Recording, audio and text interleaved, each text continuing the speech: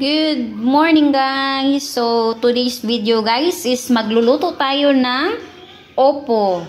Ayan. Ginisang opo guys. First nating steps is balatan natin yung opo tsaka hiwain at hugasan. So, ayan guys. Nahugasan ko na yung opo tsaka tapos ko na din na yung slice guys. So, ayan yung buong opo guys. Nakapag-slice na rin ako ng tomato, garlic, sibuyas dahon at onions, red onions. Ayan, simulan na natin magluto guys. Ayan guys, may mantika na yan na mainit guys. So ilagay na natin yung mga sangkap. Garlic.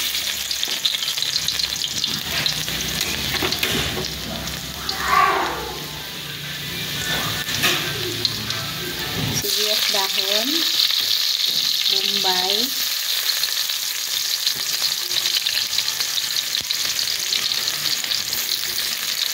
saka yung kamatis.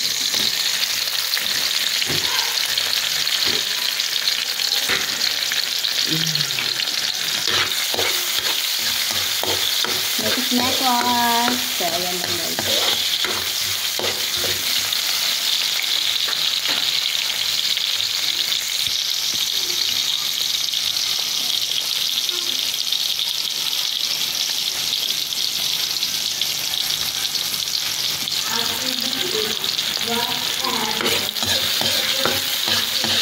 Kapag maluto na yung mga sangkap guys, ilunod na natin yung ating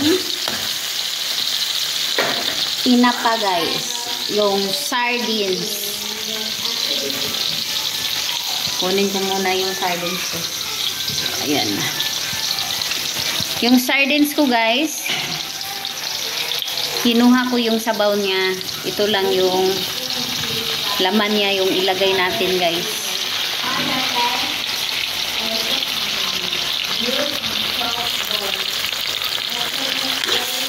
Halo.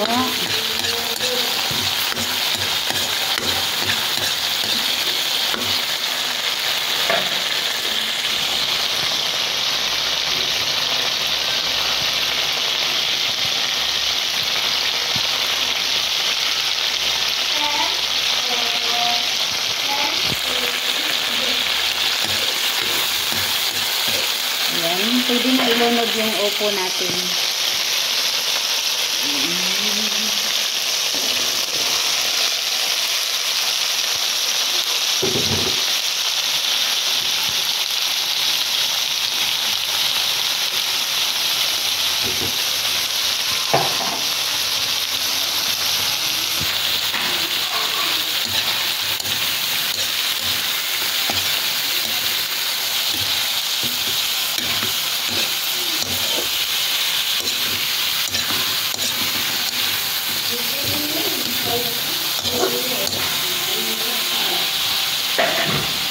Takpan lang natin guys.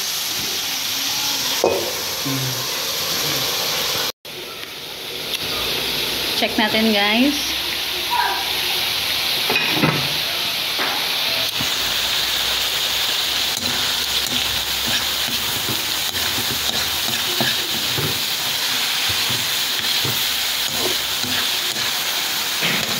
Lagyan natin ng kaunting toyo.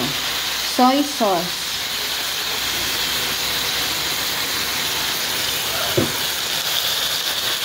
Tsaka yung oyster. Huwag kalimutan yung oyster guys.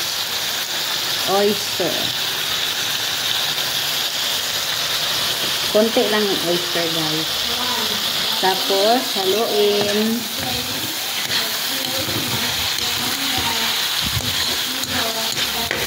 Lagyan natin ng water para maluto yung ating upo.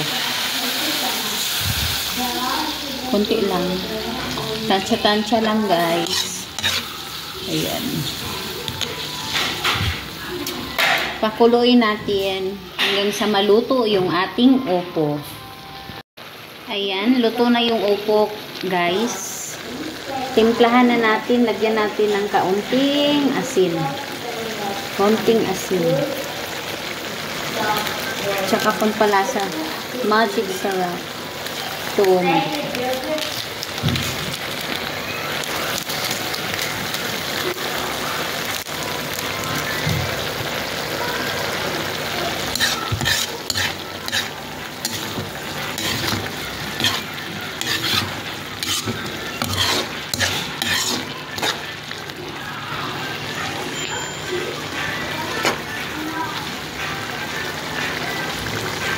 tikman natin, guys.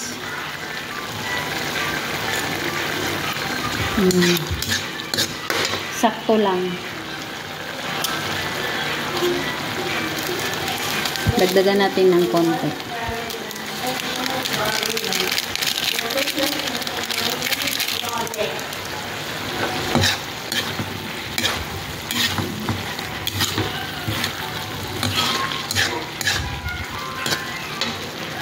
Lunod na natin yung sibuyas dahon.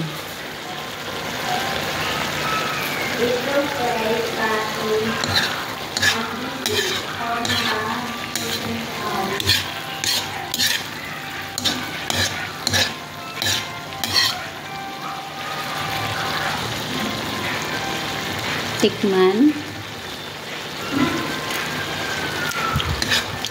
Perfect. Lipat na natin ito sa lagayan, guys. So, ito na, guys, yung ginisang upo natin with sardines. So, ayan, guys. Naayo ba? Sobrang sarap nito, guys, at masustansya. Yan ang gusto ko mo.